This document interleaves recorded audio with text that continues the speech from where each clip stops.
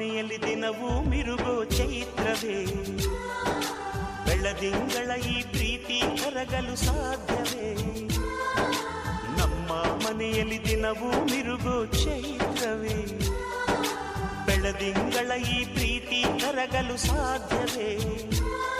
ಹೆಜ್ಜೇನಿನ ಸವಿಗೂಡಿದು ಇಲ್ಲಿ ಪ್ರೀತಿಯ ಪರಮಾನ, ಪ್ರೀತಿಯ ಯಜಮಾನ.